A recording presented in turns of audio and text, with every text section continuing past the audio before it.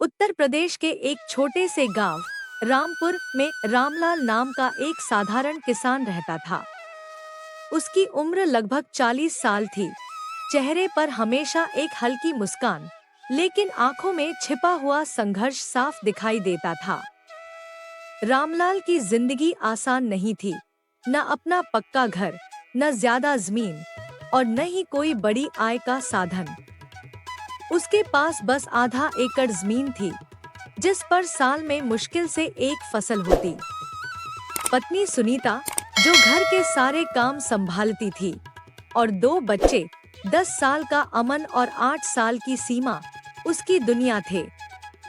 रामलाल का सपना था कि चाहे जैसे भी हालात हों, वह अपने बच्चों को पढ़ाएगा और उन्हें गरीबी से बाहर निकालेगा।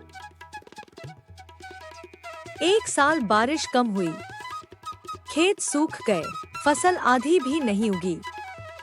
कर्ज पहले से था, अब और बढ़ गया। गांव के साहूकार की नजर में वह अब भरोसेमंद नहीं रहा। कई बार लोग कहते, रामलाल, छोड़ दे खेती, शहर जा, मजदूरी कर ले। लेकिन रामलाल को अपने गांव और जमीन से प्यार था। वह मानता था, मेहनत अगर सच्ची हो तो जमीन भी सोना उगलेगी। हालात इतने बिगड़ गए कि खाने के लिए भी राशन जुटाना मुश्किल हो गया। कई दिन वह खुद भूखा रहकर बच्चों को खाना खिलाता।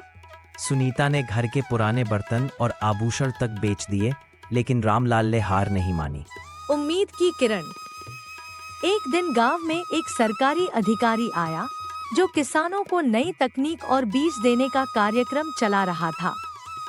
उसने बताया कि ड्रिप इरिगेशन से कम पानी में भी फसल हो सकती है और सब्जियों की खेती में ज्यादा मुनाफा है। रामलाल ने यह सुना तो उसकी आंखों में फिर चमक आ गई।